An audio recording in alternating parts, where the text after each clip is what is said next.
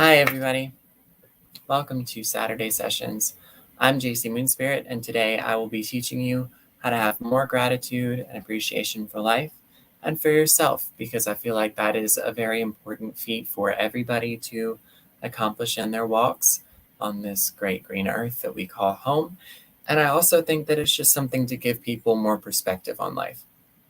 After all, that's what we do here at Four of Like Kind. So, as you can see, I'm feeling myself a little bit today. I've got myself a lovely green candle lit here. I love using green candles when I'm doing manifestation work and things because it is just very healing. It's also the color of our heart chakra, so it reminds me to be compassionate with myself and others. And it attracts money. So if you're looking for candle magic stuff, we have some posts and content out on our website, I believe, at Four of Like Kind. So, welcome, Lavina Arsani. She said, September 10th, 87. Why is Vinod Ramani back in my life, and what purpose does the divine have for sending him back? Beautiful. Okay, wonderful. So, I appreciate that you sent your birthday. That's very cool. I actually don't do the astrology readings here at Four of Like Kind, but I do the tarot readings. So if you would like, I will answer that question for you after I finish our weekly spread that I've come up with. But I will answer that question for you, Lavina. I think it's very important, not only for you, but also for some reason for me, because otherwise you could have found any other psychic or astrologer or tarot card reader to answer that question. So I feel like this has brought us together today. This is awesome. Welcome to everybody else who has or hasn't started watching yet on other platforms. I'm going to go ahead and start our reading today, and then I will take requests for 1 cards at the end. Okay, let's go off. So, number 1, what do we have to be grateful for? Number 2, what expectations from the past can we lay down today? What gifts do we have to share with the world? How can we be more accepting of the present? Where is the path leading us? So this is our spread for the week. I am working with the Everyday Witch Tarot. I really love this deck. Talk about it a lot. Welcome to Anna. I'm going to go ahead and wave at you. I like being able to reach all these screens and computers. It's very nice. I can communicate more hands-on with you guys. This is awesome. Okay, so number 1, what do we have to be grateful for? Number 2, what expectations from the past can we lay down today? Number 3, what gift do we have to give the world? Number 4, how can we be more accepting of the present? Number 5, where is this path leading us? I'm going to go ahead and flip all of these cards over with my left hand because I'm receiving the guidance and information, so I'm using my more receptive side on the left. Okay. And then something that I recommend, especially if you're getting into tarot card reading just now, is to keep a little notebook by your side. This is one like you would see on your fridge. I also do have a little like 70 sheet 1 subject notebook that I keep things in. I've done composition books before. You can get leatherback journals. You can make your own as well. All of those ways are correct in my opinion, because the purpose of writing down the results of readings like this is that you can go back and trace the patterns when certain cards come back up. And you can also do a little bit more research and check your details a little bit more if you're just starting out. So, number 1, what do we have to be grateful for? We got the 3 of Swords. This is a very beautiful card in a very twisted way. And the reason I say that is because the 3 of Swords represents, in some ways, sorrow and heartbreak and letting things go that are not serving us, even if it's a little painful. The reason that I think it's beautiful is because there is something beautiful about laying down, even though it's painful, attachments that are only going to ever go one way. If you're feeding energy into a relationship or a partnership or a project and you're not seeing any returns from it, it's okay for you to let that go because it's not going to balance out for you cosmically. It will not return to you in a way that is fulfilling.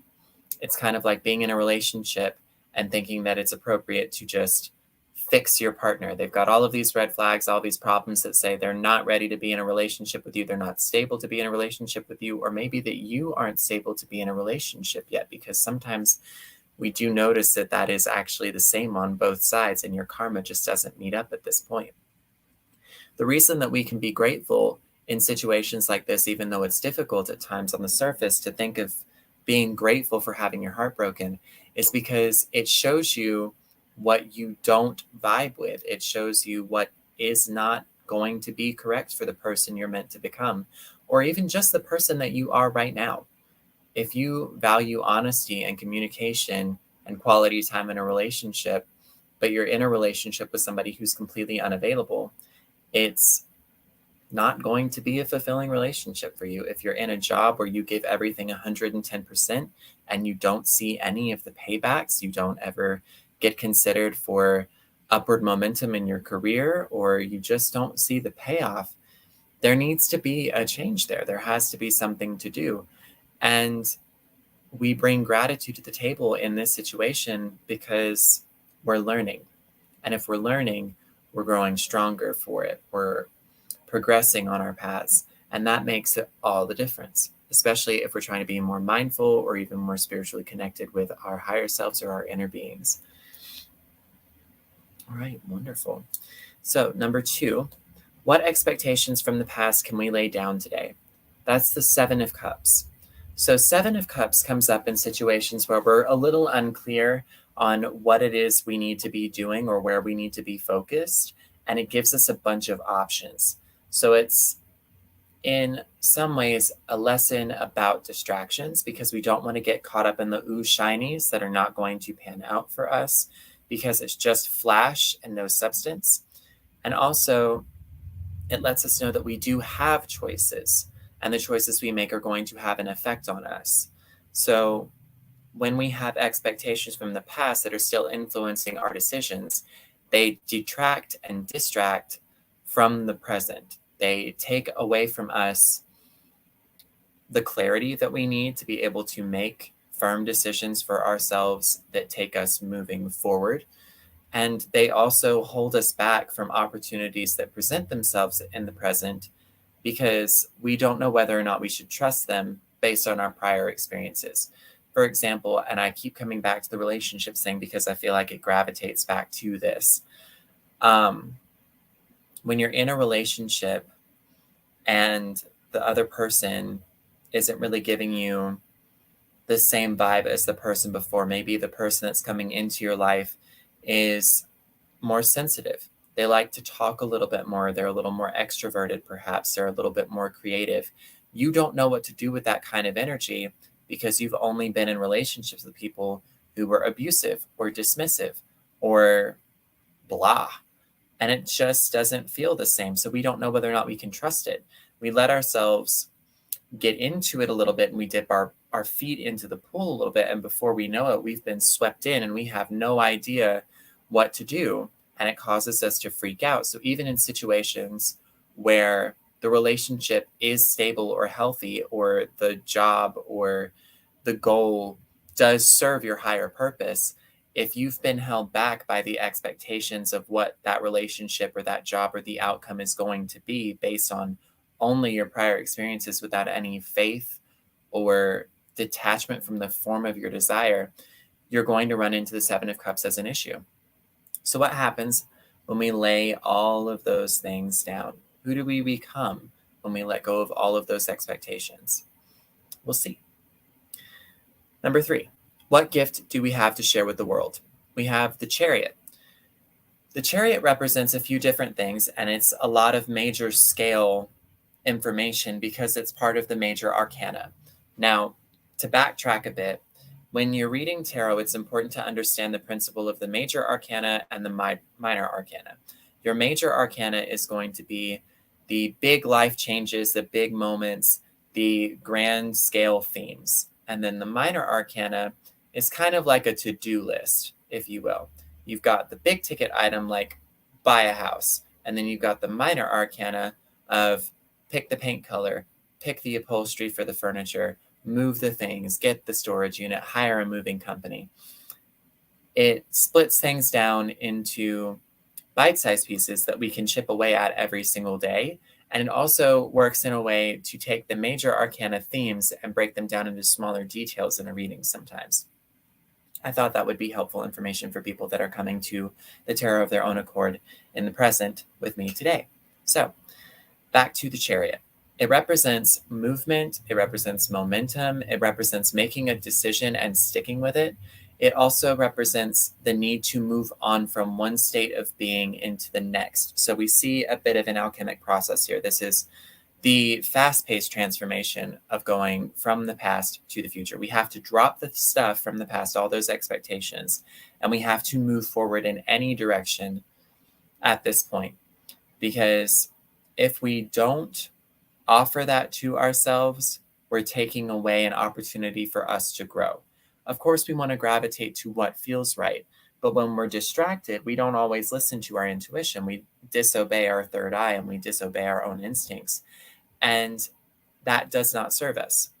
So if we have this as a card, and it applies to the gifts that we give to the world, to others, we have to apply to our own self-care and to the care of other people the helping hand of the best friend. The one that tells you, go for it, you're so talented. Why wouldn't you join this competition? You totally deserve that spot at that school. You absolutely deserve to be in a healthy, happy relationship with this person who's just come into your life. It's worth a shot. You should go for it. And when this person is correct, when this person is somebody that you trust, when this person seems to be the one that has their stuff figured out, and they actually do, you can listen to that voice. And now we have to step into that role for ourselves. We have to be our own advocates so that we can be better advocates for other people. So when we see this card come up in a reading, telling us that we can share this ability with other people, sometimes the first step is that we have to apply it for ourselves. We apply it for ourselves, other people see it, and other people take that chance. Other people make that move. Everybody kind of has to be the first. You know, we all kind of have this mentality where we have to be the first to do something or the best at doing something to get it done for the sense of the accomplishment and the attention that it brings. And that's fine in some circumstances. We just have to choose things like love. We have to choose compassion.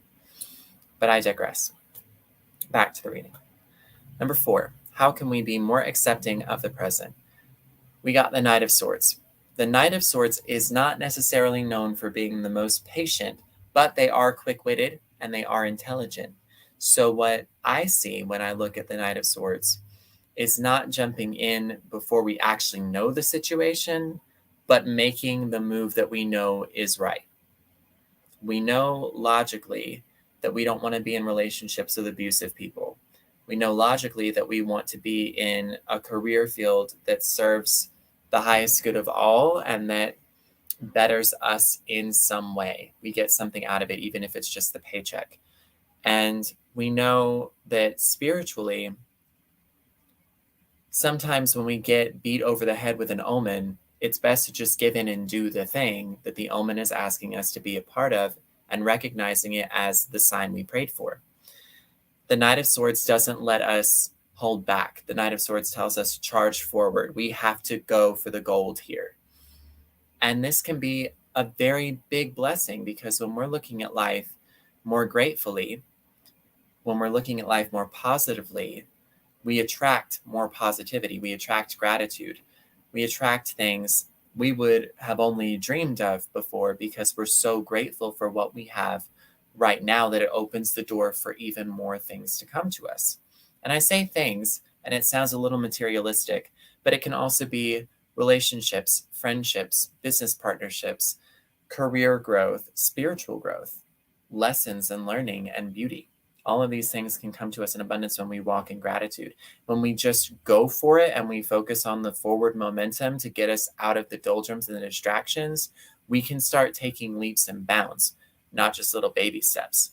But either way, it chips away at the block enough for us to move through the cracks and to get through that wall into the next phase of who we are meant to become. I feel like I keep looking this way. I don't know why. I think it's because that's my phone. But anyway, number 5. Where is this path leading us? We got the 8 of Wands. The 8 of Wands reminds me of a kinetic storm. It's shown to have a storm on it, but it lets me know that sometimes we get swept up and we feel like we should be doing something, and it doesn't always jive with where we're emotionally situated. So what I mean by that is that sometimes you don't feel like getting out of bed and saying your prayers or doing your yoga routine, going downstairs and having a healthy, balanced breakfast, being nice to your sweetie, or putting a smile on your own face. But when we choose to hold on to the distractions, all of those things we know work for us to make us feel better or healthier or happier in our day-to-day lives, they aren't applied, and it makes too much room for buildup of things like frustration, anxiety, anger, rage, depression, despair. And those do not a happy person make. Those do not a spiritually balanced, awakened person make. So we have to understand that our choices really do matter when it comes to our self-care. The world is not happening to us for us to just respond to it. The world is happening because of us, and we have to adapt to what that environment becomes. Because if our thoughts become what we feel, and then what we say, and then what we become, we have to focus in here sometimes. But when the world is happening around us and it feels like we're caught in the middle of an S storm, it's not that easy to go within and hear the voice of clarity that says, you're in a test right now. But we have to learn to cultivate that habit for ourselves, because otherwise awareness and clarity are lost, and you lose not just your momentum, but you lose, oh goodness, the word's on the tip of my tongue or in the back of my throat. It's somewhere in there. You lose your footing in a way. And to me, that means I'm losing my balance. I have to work hard to get where I need to go now. And that in and of itself creates another block. So I'm kind of going on a little bit with this because it's important to understand that you can do this very simply. I know it sounds like a lot. I know it sounds really scary.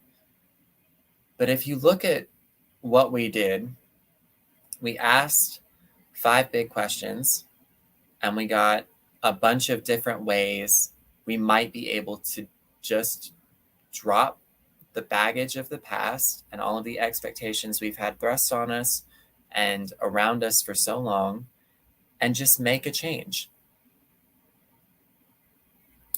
You can do this without even having to focus too much energy on it. You just do the thing you set out to do without any care really for what that baggage is going to look like on the other side of this, because you're not taking it with you. Our relationships with others would probably benefit a lot from this, especially at the start of a relationship. If we didn't go in expecting our current partners or this new person that's coming into our lives to behave the same way as other people did. If we give them the benefit of the doubt, they will surprise us. If we looked at our potentials and our talents and our skills differently, we wouldn't allow these corporate entities to control everything going on in our lives and tell us that if we're not talented to the point that we can monetize something, we shouldn't enjoy that hobby. That hobby might be our inner child telling us we can find balance. And that might be all we need right now, is just to hear that it's okay to play sometimes, to have that balance. But you have to make a choice and you have to run with that choice. So if you want to be more spiritually enlightened, if you want to be healthier, if you want to be happier, if you want to be more stable in your job or your relationships to other people or even just yourself, you have to make the decision every day and you have to choose to thrive. You have to follow the thread of your decisions throughout the day and actually mindfully bring attention to them and say, is this me choosing to thrive or is this me staying in what is known? Because what is known becomes what is comfortable. We allow for what is known because we expect what is known to be the same every single time. And we stagnate when we buy into that every single day. So I challenge you, because it's Self-Care Saturday, so I'm going to do it. I challenge you to make a choice for yourself today and run with it. If that's taking a bubble bath, taking a walk outside, having that difficult conversation with your friend or loved one, doing something that benefits your own career, or just doing something because it's fun and it's a good day to be creative. Do it for yourself because you owe it to yourself. You owe it to yourself to be kind and to give yourself every opportunity to be happy. Because otherwise, you're literally just sitting here, sucking up energy, taking up space, and making the world a more miserable place to be in. I'm sorry to be a little frank with that, but if we all want to be happier, we have to make a conscious choice to be happy. And if we're not happy, we have to make a conscious choice to reach out and see if somebody's around to ask for help. If they're not, reach out anyway and see whether or not there's an organization that you can get behind or that can get behind you and support you. Find out if there's a resource in your community that can help you deal with your traumas. Go to therapy if you think that it's helpful. Find a minister. Come to us. I'm an ordained pagan minister. So are the people on my team. And we're always available to help when people really need us. We are never completely alone. And that is why I love the theory of the communal consciousness. And I call it a theory, but I feel so connected to everybody that watches these shows and even the people I don't know yet. And if I choose every day to wake up and be happy, that makes me the best version of myself. If I take that person out into the world and I spread that around to every person I meet, it squares. By being my best self, I make my community a better place. I make my community thrive. By just being happy and positive and being myself every day and making the choice to do that and sticking with it. So I challenge you to take one choice today and then push yourself every single day to just stick with raising your own vibrations, making yourself happy, and going after what you want. So that's my rant. That's my spread. That is what I came to share with you. Now, if you would like to share with me your questions for your one card readings, I will pull those for you. I already have one person that's asked for some clarification about why somebody's re-entered their lives. I love to look at these kind of readings because sometimes they surprise. So if anybody has a question or a request for a one card reading, I will go ahead and pull that for you and I'll tell you about it. Just message in and I will take them as they come, guys. Before I jump into all of the one cards, I'm going to take my notes real quick. So if it's a little awkwardly quiet, just know that's what I'm working on.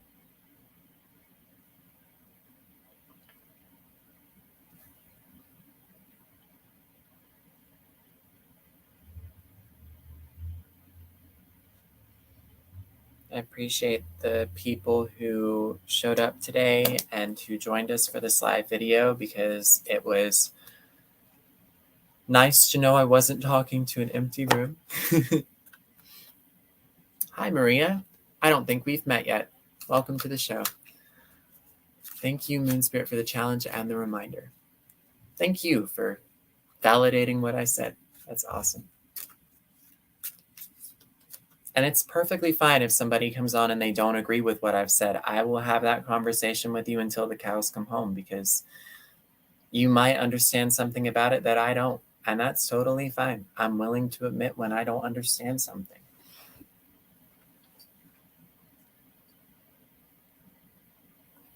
Anna says, your cards really resonated with me today. I'm glad. I'm very glad to hear that they resonated with you. So Lavina, you wanted to know why Vinod Ramnani is back in your life and what purpose the divine has for sending him back. Page of Swords.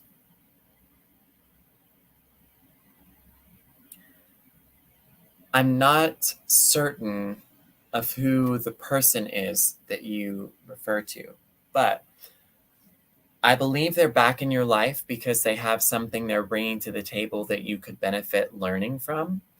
Maybe this is more of a friendship kind of relationship instead of a romantic relationship, even if there's some history here, because the Page of Swords is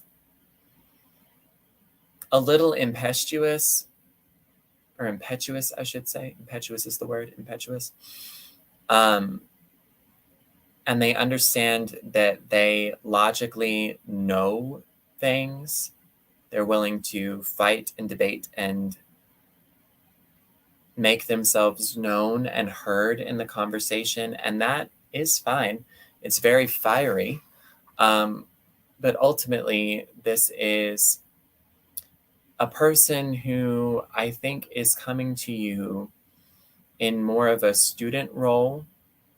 I think that they have something that they might need help with, like they need help understanding why things happened for them the way that they did. And you, in this situation, would be a little bit more wise than this person. Maybe you've been scorned a little bit more. Maybe you've been scorned in this specific way.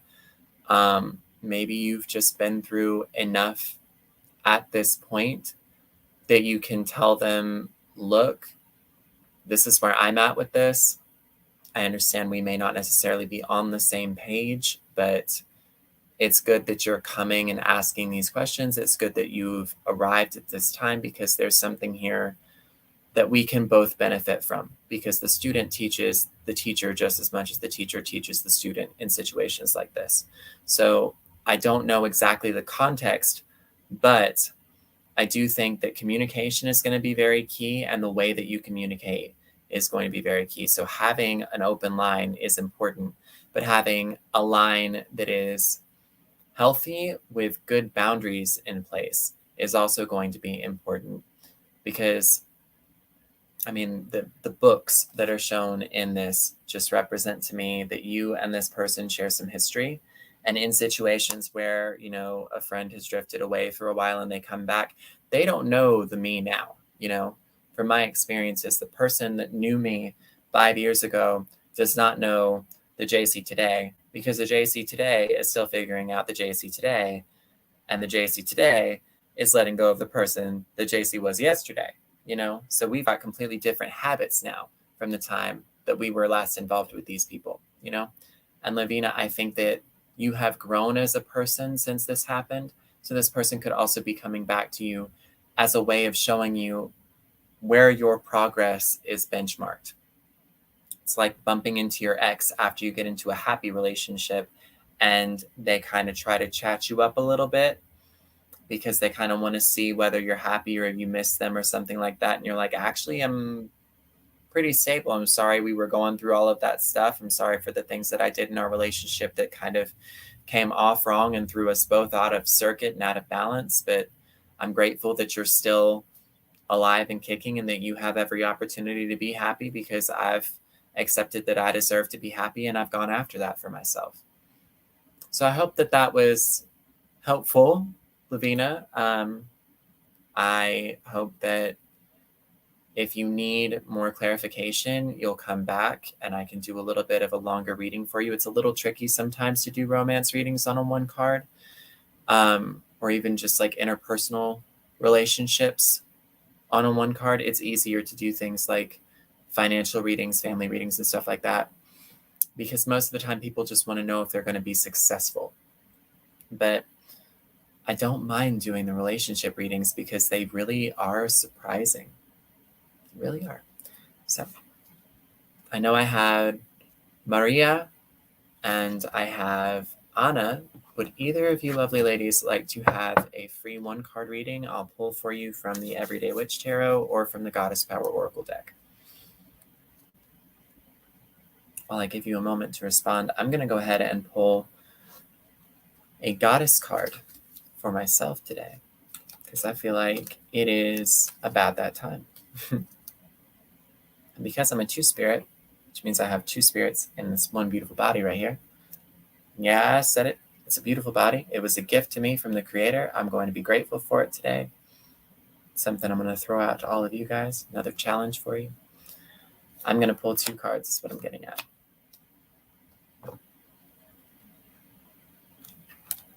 Okay. So my first card is Athena, knowledge, and my second card is Rhea, flow. So knowledge to me represents not only the logical book learning that I have, but also my experiences. It lets me know you kind of know you might be in a test right now, so you kind of need to learn where you're at in the process and follow formula.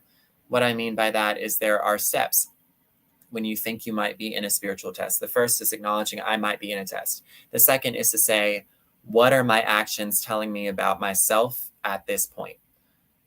When you look at yourself right at that moment, you're bringing mindfulness to your system, and your system is going to intuitively tell you what is not flowing right, what is not balanced in the system, and it's going to start actively trying to push things out. So you're already getting a reaction at the point that you notice you're in a test, and then you go to that reaction and you say, what are you trying to tell me?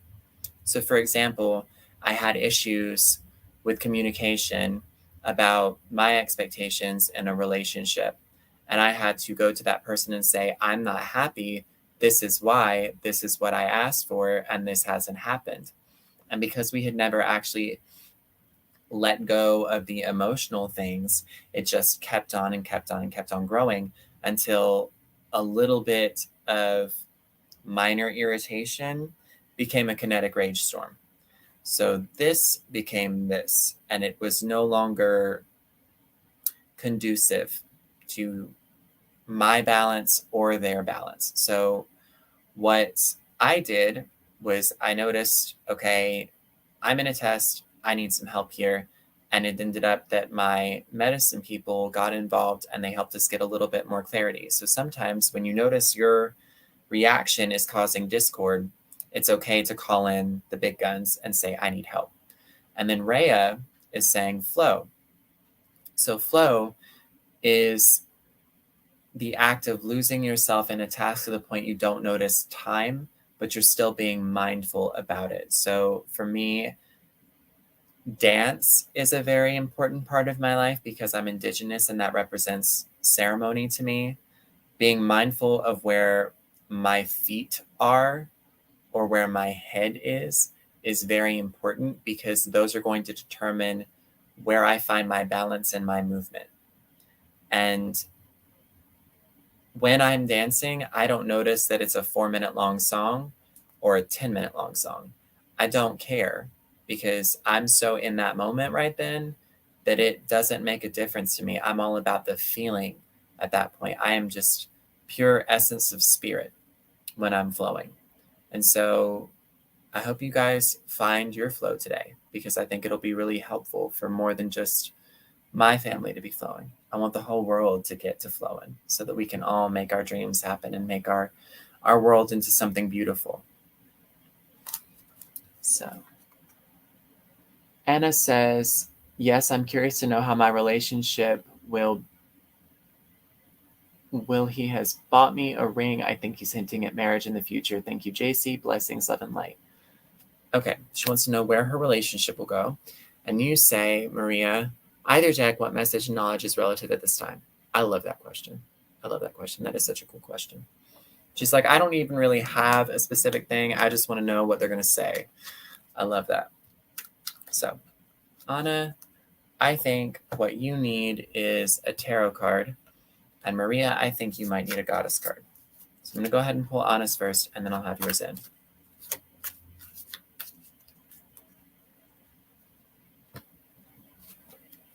Okay, Anna. So you have the Ace of Pentacles. I'll show you over here before I show everybody else. So here we are. Very beautiful card. The Ace of Pentacles represents a fresh start in a lot of ways. It's like when you have the first day at the new job and you're not really sure what to expect, but you're a little giddy with the excitement of it.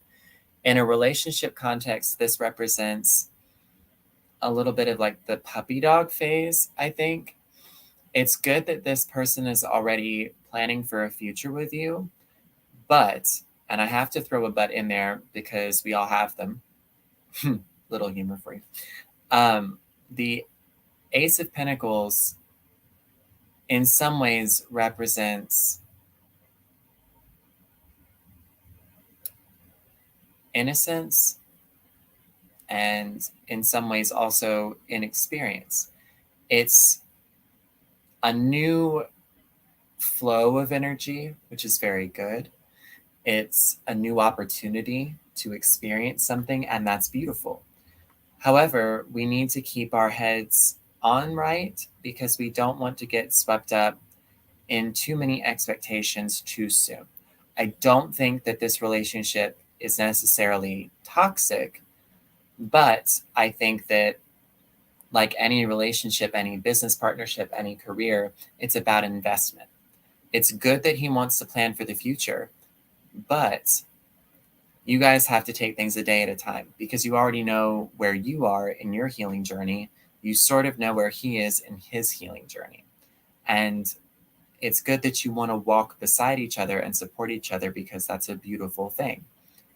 The important thing to remember is just to keep the energies that are flowing between you guys as balanced as possible, which means you need to fall in love with yourself. You need to give yourself as much attention and love and support as you're giving this other person. And he needs to give himself the love and honesty and support to heal himself so that when you two do collide and intersect, you will be beautifully balanced individuals in a relationship that is not only supportive, but it's healthy and it's loving in the best way possible because they don't just love you for what you've been through. They don't just love you because of what you have in the moment. They love you for the person that you could become. They love you for the person that they haven't even met yet. That's how you know when you found the right person that you want to walk your path with, at least in my experience. I loved my partners very much before we ever got married. And we hadn't been together for that long, but we were both so committed to being better for ourselves that it inspired the other person to take even better care of themselves. And in so doing, we learned better ways to take care of each other and be supportive of each other's dreams and aspirations in life.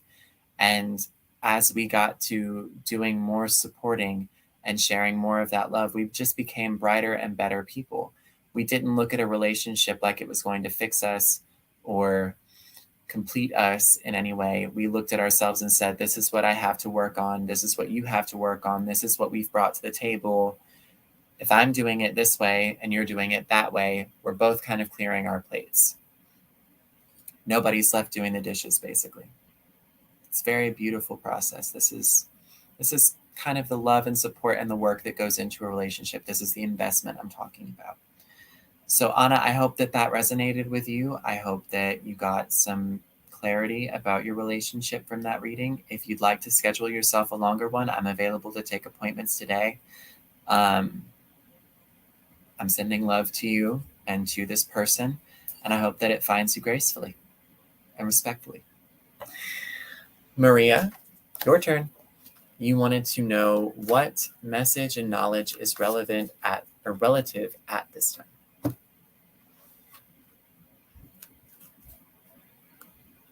All right. So you got Ellen. And Ellen is a Celtic goddess, Maria. She is called Ellen of the Ways. She represents patterns. And when this card comes up in a reading, the deck suggests that you pull another card because it will give you a little bit more clarity on the kinds of patterns you're trying to break or build. Because a pattern is like a habit. A habit is something that we get into a pattern of doing, basically. So you're getting more clarity of the way your life is flowing. You're getting more clarity on the way choices pan out and the way energies interact, which is very good. Now, what do we do with all the information, basically, is where we're at with the patterns card. And Ellen of the Ways will guide you on the path to your highest good. You just only have to ask her.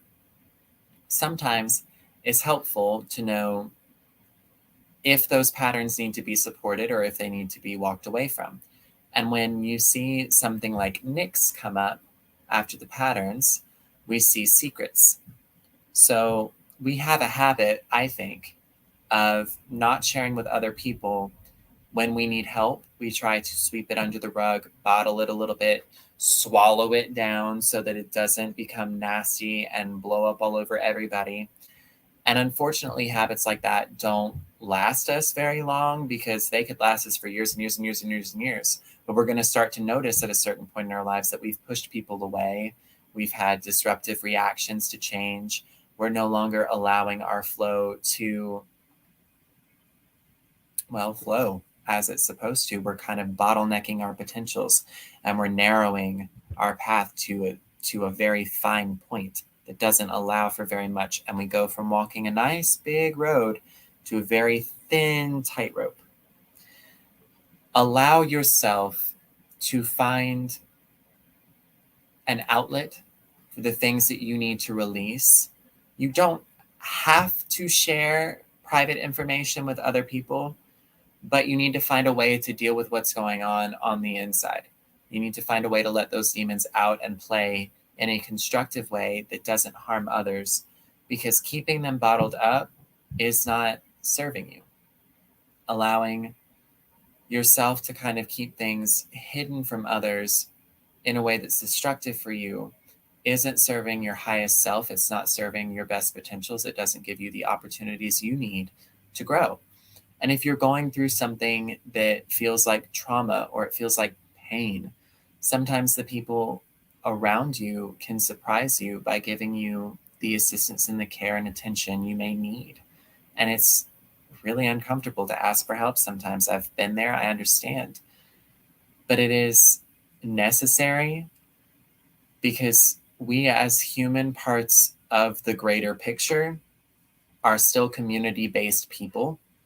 And we have to at times come out of ourselves and out of our own scripted issues to get that conversation going with somebody else, just so we have fresh energy coming in and washing that clean.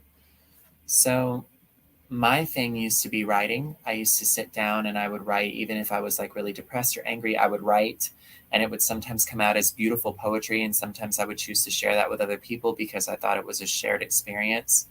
Sometimes I just go to my friends and I say, hey, I need to tell you this in confidence because it's something that's really affecting me and I want to know how to deal with it before I move forward and take it to that other person or make this decision, because I just want to make sure that what I'm doing is supported and it's healthy for me, or even for me and the other person, or me and basically. But yeah, I mean, cutting yourself off never really works. Keeping it locked inside does not work. I mean, everybody here that's got kids has probably seen Frozen. It doesn't work. The Ice Palace is very pretty, but she's kind of got a big room for one when you really come down to it, and there is no heat in there at all. Total problem. Total architectural fail. But I digress. I hope that you got some clarity on that. I hope that it resonated with you. If it doesn't, that's okay. You can message me privately. We can work this out. But I hope that whatever support you need to facilitate patterns that bring you closer to your highest good, you find. Okay. Anna says, yes, it very much resonates. Thank you so much. I'm really glad that helped. Do we have any other requests for one-card readings? Maria says, thank you so much. Love and light, Maria. I really hope that you guys get what you need. I hope we all get what we need. And a little of what we want when we can spare it. All right, guys.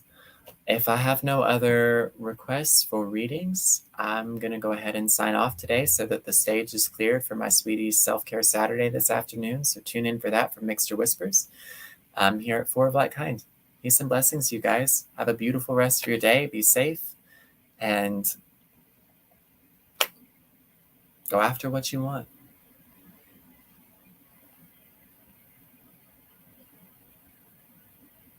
All right. There we go. Bye, guys.